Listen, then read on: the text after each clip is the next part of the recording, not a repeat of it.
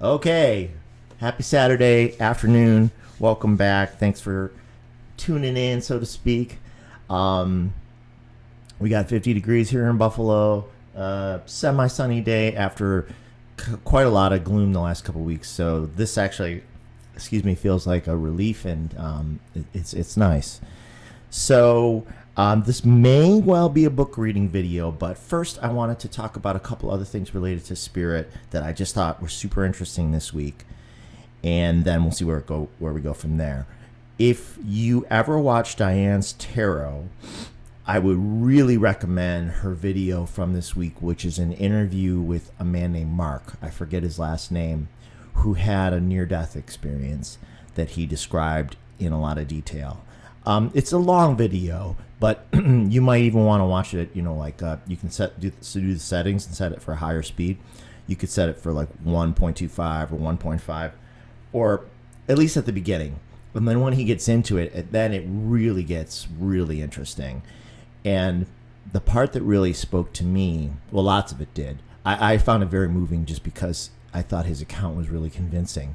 But he went through a lot, this man, including very severe cancer, where they told him he had basically 3 weeks to live, and he decided instead to go with aggressive treatment.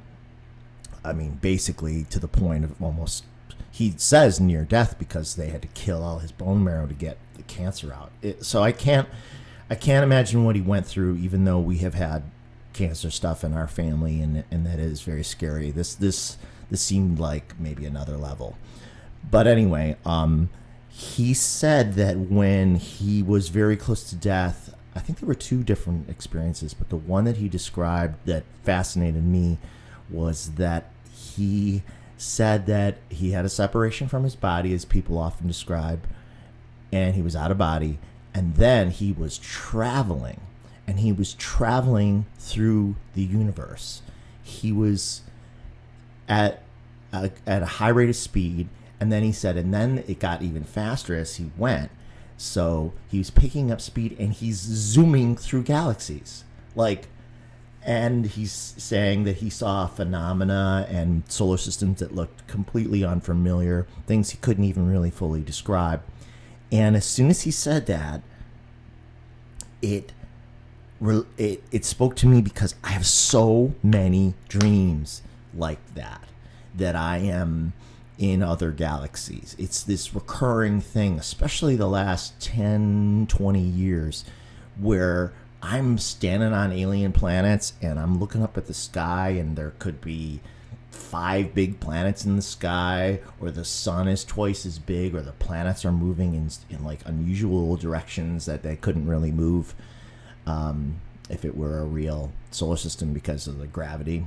Like they're like bouncing around almost like billiard balls. And I've written down some of these dreams for the next book, and there might even be some in the current book. I can't remember, but those chapters are coming up. But like this recurring theme, and I had almost kind of like a lightning strike, like, oh, I am quite possibly traveling. My spirit may well be traveling when I sleep.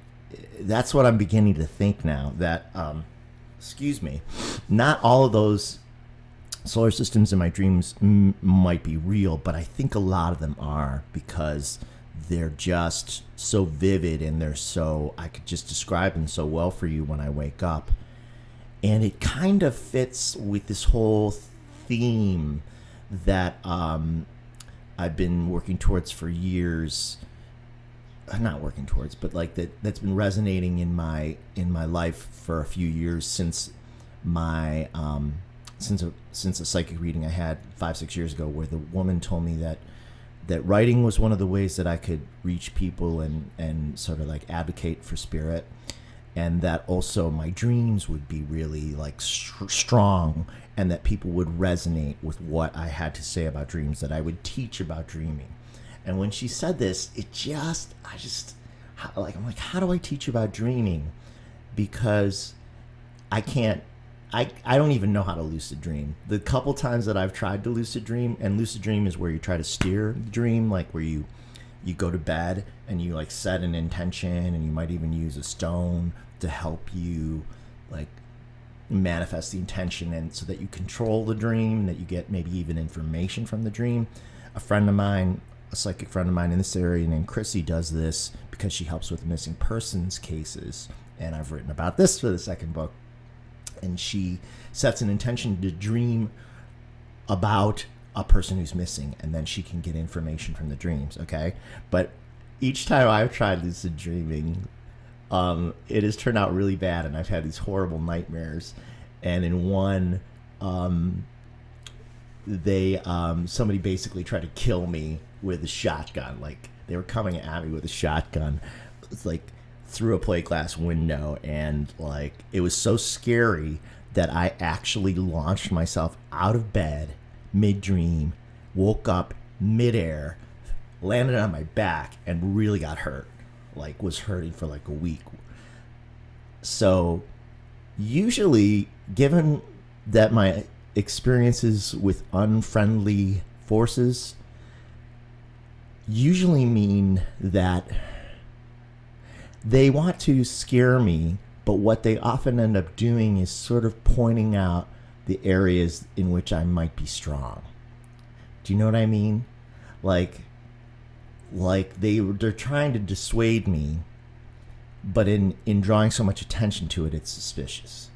So maybe there is, because I have had maybe there is like some strength in my dreaming, because I have had, some of my dreams are just very unusual or symbolic, but I've also had predictive dreams, and my mom is having them more often now too, which is really interesting. And again, I know, I'm sorry, I don't mean to tease the next book, but a lot of this is in the second book, and it's too much to tell you right now. That's why I'm writing about it. But somehow this dream theme is like maybe becoming a little clearer to me, how it all fits together. So okay, so I'm a Pisces. Somebody, a viewer, a kind viewer, pointed out after the last video where I was talking about being a Pisces and being two fish, like that, that's the last house of the zodiac, and like two fish is almost like Janus, the symbol Janus, which is like a god who has two faces, and there's a really good description of him that I'm forgetting now, but it's the idea of being sort of, at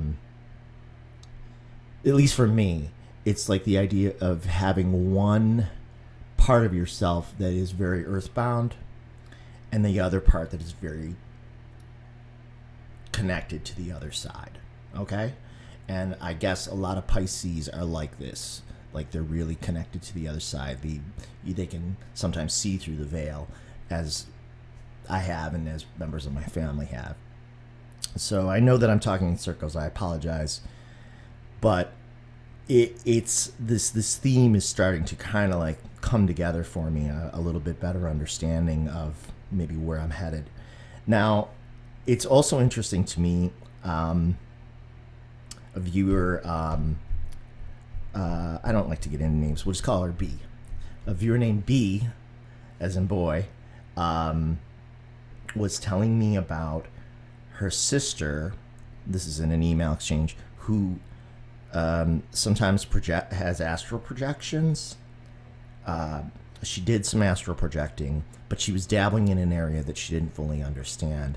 And in one astral projection, when she was out of body, like this guy Mark was, a silhouetted figure, like a dark figure, gave her a wagging, like, no, you don't astral project, you don't dabble in this mysterious realm. So I don't know if that was a malevolent entity or not in the case of B's sister, but there was a warning in kind of the same way my nightmare dreams when I tried to lucid dream were a warning. So I'm of two minds about it. I think that if you're gonna dabble in stuff like I don't recommend astral projection or attempting astral projection at all, because I just don't know enough about it. And I think that only a small minority of people might really be able to do it in a way that is safe. Like perhaps Diane, because she's apparently been doing it since she was a kid, like 3. And I don't know if there's any future in that for myself. Probably not. However, I do think we astral project when we sleep. I think the soul wanders. I think the soul can go to the other side or to other places to visit, to pick up information.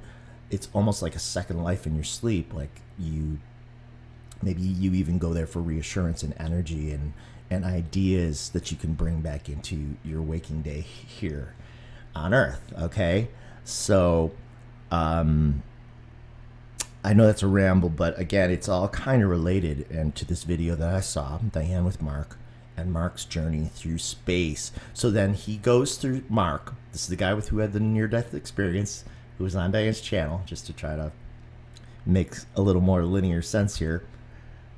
He described getting all the way to the other side and then his interactions there, which he said seemed to last almost for years, but like it was like maybe minutes back on Earth. And then he loved it there. He thought it was beautiful. He wanted to stay, but he was told that he needed to come back and be there for his family. And when he came back, I think he said something along the lines of like he wondered, as I have sometimes wondered, like, are we supposed to like try to change the world with our knowledge of spirit? And in his case, he said you don't have to try to change the world. Just like in his case, they told him take care of your family, and then like that ended up being critical because people in his family really ended up needing him in the years ahead when he recovered from cancer.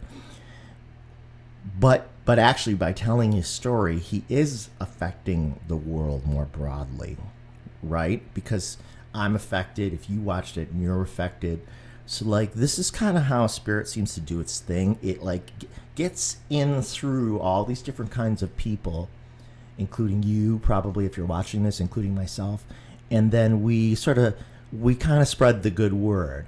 And it's not about trying. For me, it's not about trying to convince anyone to believe one particular set of ideas about how everything works. It's more the general themes that life intrinsically has meaning, that we're not alone here, that there are forces of good that help to steer the world to a better future and our lives individually to be better when we connect with this and we try to trust in this thing, this mysterious force that we might call God. So, I don't know. It really struck me the right way. And I mentioned probably the last video that I was really intrigued when the Pope, who, and I'm not Catholic, obviously, asked people to pray every day of May for the world to overcome COVID. And I started at the end of April when he asked, and I have done it every day, and I found it very peaceful. And again, in Mark's video with Diane, he said that I think they had such a wide network of friends that they were able to get like the word that he was ill to like 10,000 people. Now, I'm not saying that's for everybody to do, or that you have to have 10,000 friends pray for you in order to overcome something. I'm not saying that. But I guess in his case, he was so well sort of traveled and connected that he knew a ton of people who knew a ton of people. And they got as many people as they could to pray for him. And that he feels that this too is part of his recovery. So what I'm getting at there is the power of prayer and the power of good intentions and the power of thought and loving energy, right? Because we are energetic beings. Everything that exists, the room I'm sitting in and the world around me and the world around you and the room you're sitting in and your body, it's just, everything is energy and it vibrates. Everything vibrates. And of course, many of the spiritualists describe the sort of like vibrational universe that, okay, here's the earth vibration, here's the next level. Maybe this is advanced civilizations or evolved civilizations. And then maybe then there's a level for spirit, low-level spirit, mid-level spirit, high-level spirit, God, who knows? I don't know what the tiering, I don't even think it's important. But I do really believe that as energetic beings, as we get closer to our best selves and our best intentions, we rise. Our vibration rises. And that I also believe that truly the idea of light workers coming to Earth like in a planned way is a real thing. You know, if you told me about this when I was a teenager, I just would have laughed and just told you were full of crap. Now I really believe like that in spirit, before we come, we make plans, because like with my family, my brother and my mother, we are so connected. I'm not saying we're the same person, but we're almost like cut from the same piece of like soul matter. Like we're so similar that it feels bigger than just being in a family together. We feel like so deeply connected. And you probably, if not necessarily your family, you may have a few people in your life or friends or aunts or uncles or whatever, where you just have this deep connection, like you know this person from before this lifetime, okay? And so I do think that there was a plan on the other side, and I do think it's, as it's been described by some of the psychics, that it began in the 1960s, that the boomer generation, of which my mom is a member, were like the first generation that contained light workers that came to the planet, said, we're going to have problems down the road. Modern civilization is going to need guidance because technology is going to change the world so dramatically for the better and for the worse, as technology always does, that their assistance will be needed from spirit, right? And so now we're at a point like we're having ecological problems. COVID is kind of a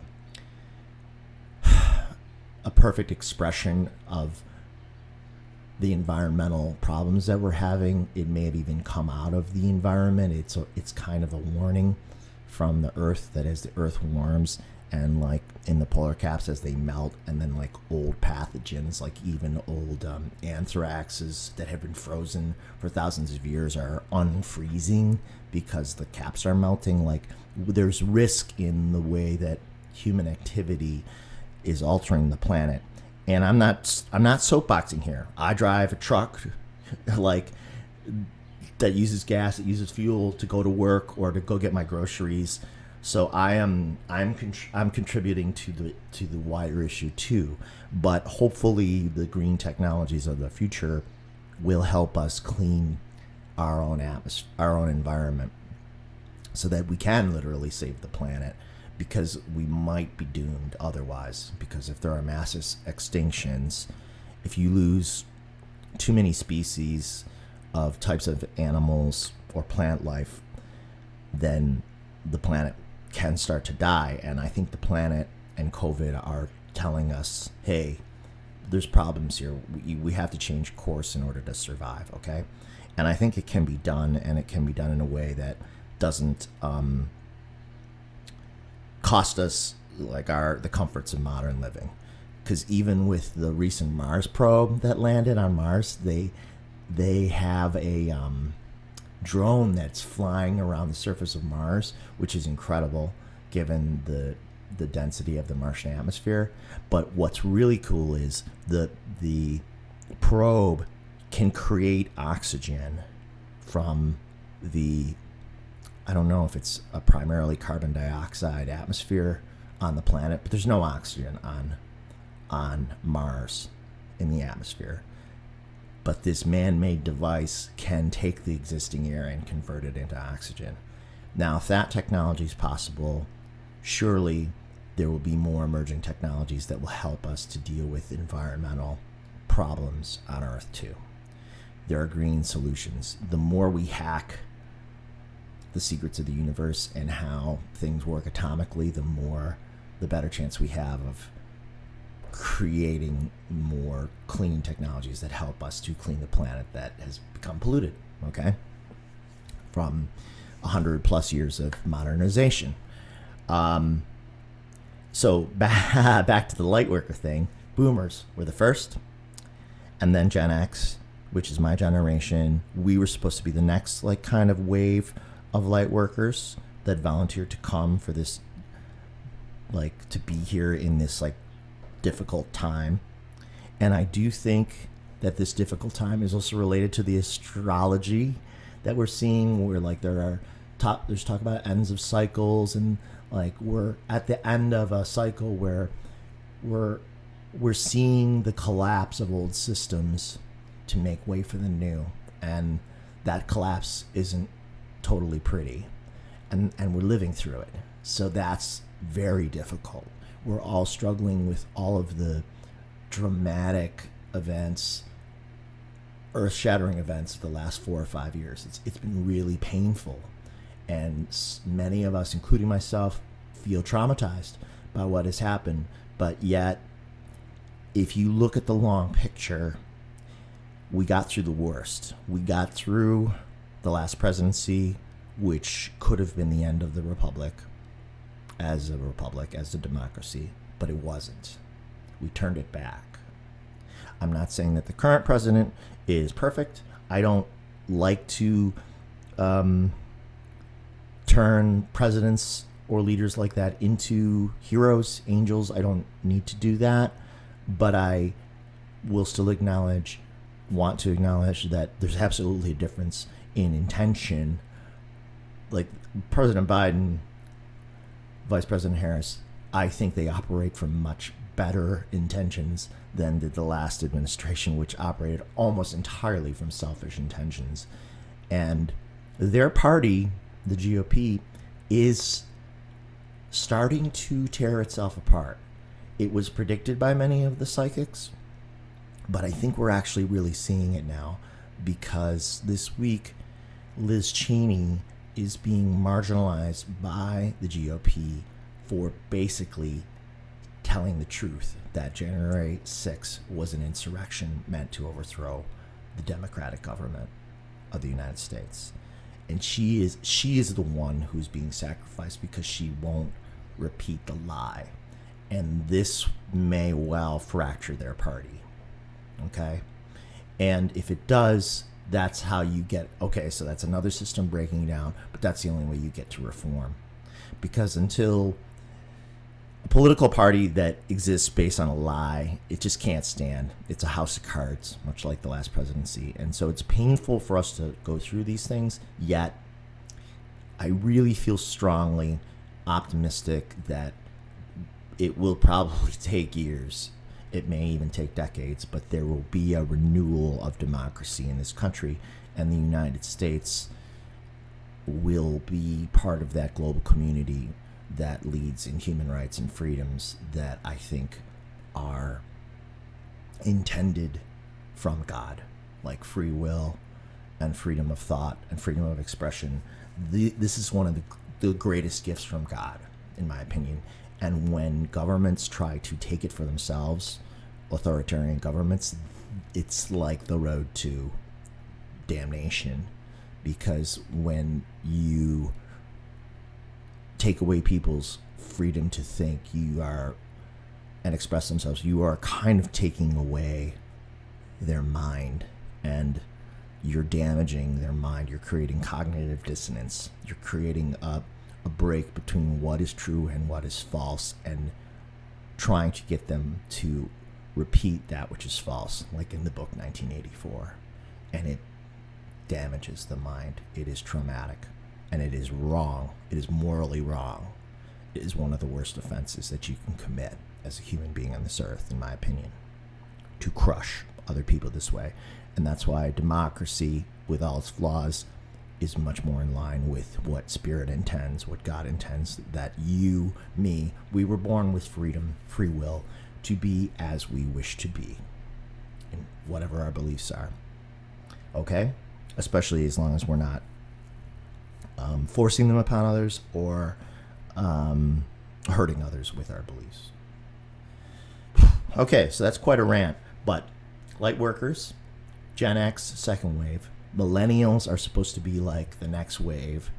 And then, what do they call them? There's even names for the generations beyond those. what does Cindy at Soulprint call them? Not the Scarlets, but the I can't remember. Or I've also heard reference to Gen Z as well. But like that into the future, say the next 50 or 100 years, like the world is really going to transform. And that COVID already has sort of brought us back a little closer to nature. Certainly for me, I'm not a camper or anything, but like I love to be out in nature. Last fall, I bought like a fire pit for my backyard, and I was building fires. Even into the winter, I was doing fires in the backyard, in this pit, and inviting friends over, and because it would be safer outdoors to do so, and having log fires, and I bought separately a propane fire table for my front porch, and got to extend the outside time in fall that way. So as we reconnect with nature, we're kind of like, that's part of our humanity too, right? The natural world. That is quite a ramble that I've been on. So it is going to be a separate video, but I want to I hope to communicate hope to you today, because I really feel like the worst part is over. We lived through the worst part. We made it. We can be part of the turn towards the better future if truly, as I believe, people like you and me are light workers. We were meant to be part of the positive changes of the future. Then actually we are changing the world.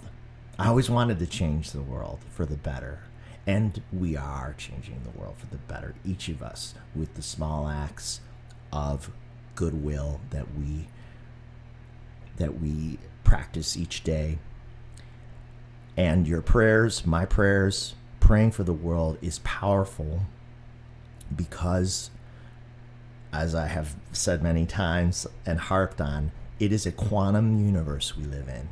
The universe, quantum physics is such that the future is undetermined. The future of particles is undetermined. It waits. Atoms wait for an intelligence to direct them towards what they will become. That's a short version of what quantum physics is about. So that's all energy. Okay, everything's energy. Our thoughts and prayers are energy. That energy affects the entire, say, energy field we live in. And your thoughts, especially when they're from your best part of yourself, when they come from the loving part of yourself, your thoughts are powerful energy that influences what happens, how the world continues to evolve. In some sense, I have wondered if this is God's way of teaching us how to be God ourselves. I don't mean on the super cosmic scale of how do we, creating planets or new life, but manifesting the better world we want to see. So when Mark and Diane were talking, and Mark said 10,000 people prayed for him, and it helped him recover from what was a fatal diagnosis, or when Linda G asked for prayers for her, I think it was her daughter's nephew, or some distant relation, a child who had been run over by a car and had traumatic brain injury.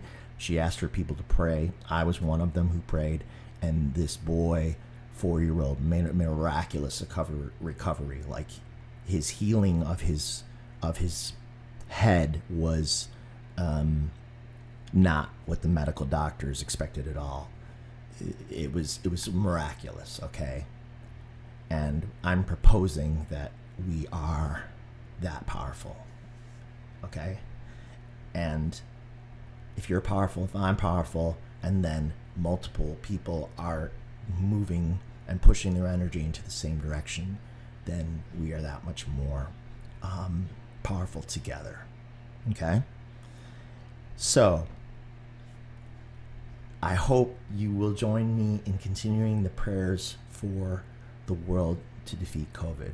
I just say it. I just kind of say it whenever I think of it, I say it. I try to say it as sincerely as possible. Some days when I don't feel great, I say it anyway. Even if I'm a little worried that my bad mood will throw it off, I'm still gonna say it. I'm still gonna put it out there. Spirit, God, please help the world overcome COVID, because that to me is kind of like the next item on our checklist for the world, and then we can move from there once this thing is defeated, or at least contained. And I got my second COVID shot this week. I don't mind sharing that with you. It was Moderna. I was a little tired. My arm was sore, but otherwise it went fine. And the numbers in New York State and in Buffalo in particular are really dropping. There's still risk. It's not a free for all. It's not time to flip our masks in the air and go and stand together with 1,000 other people in a bar or something. But it is, I think we're making progress. And it's a day at a time, right? So that is my epic rant. Woo! I know I can really talk.